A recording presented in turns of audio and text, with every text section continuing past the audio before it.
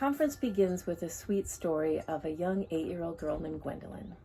Gwendolyn's mom is a student at the Shala and told me the last teacher-parent meeting they had to talk about Gwendolyn, how she's doing in school or whatnot, the teacher brought her aside and said, "Do you know that every single day after class is over, Gwendolyn comes up and thanks me for teaching her every day.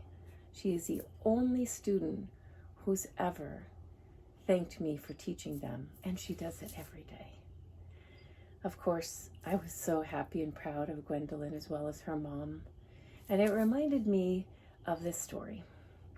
When I used to go to India to see Pattabhi Jois and Sharat and Saraswati, we would practice, and after practice, we would go outside where there was always two guys. One was the gentleman that sold coconuts. We loved him. I wish I could do that for all of you. There'd be a coconut waiting for you after class. And then there was a flower guy. And the flower gentleman always had garlands of flowers he had put together that we would call a pushpamala, which means the string that brings all these flowers together. And he would wrap them in a coconut leaf and tie a very thin thread around them. And we would have those in our hands then to present to Pattabhi Jois at the end of each practice as a gesture of gratitude and to thank him for teaching us. No matter how busy it was, I would always get my flowers for him. I would always wait for that moment when he was resting to give him a flower and thank him.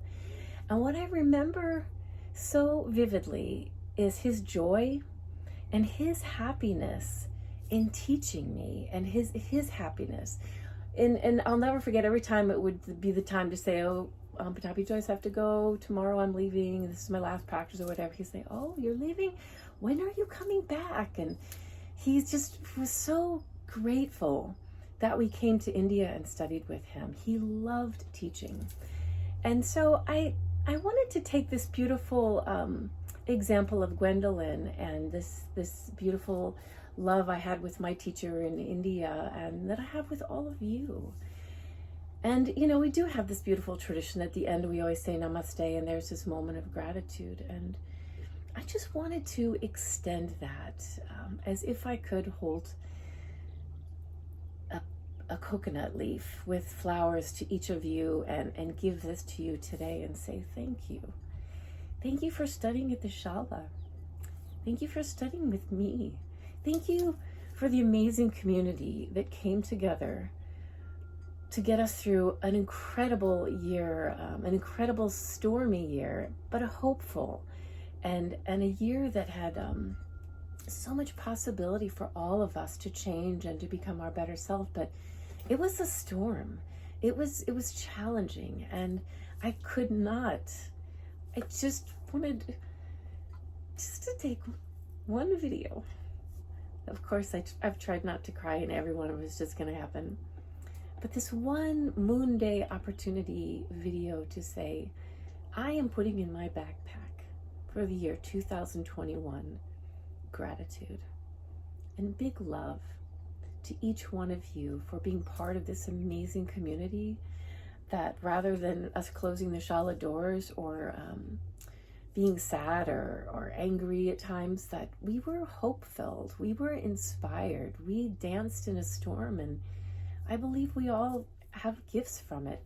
Zoom was an amazing gift. I had no idea how much I could connect with all of you through this screen, and how so many of you had your own creative ways of supporting us financially and emotionally through this year, so that we still are open.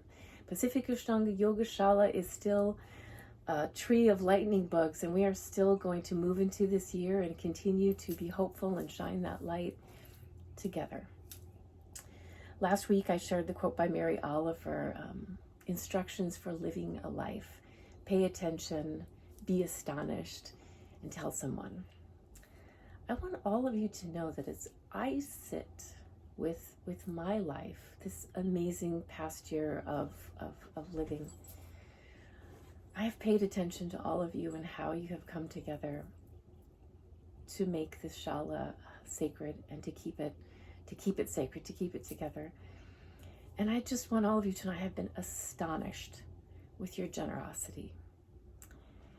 And I wanted to tell you that. I look forward to 2021, whatever storms, whatever sunny days, adventures lie ahead of us, that we will be inspired and hopeful together as a community, as a Sangha. From the bottom of my heart and soul, I really do thank each one of you. I'm so blessed, so grateful our paths have crossed and we walk it together.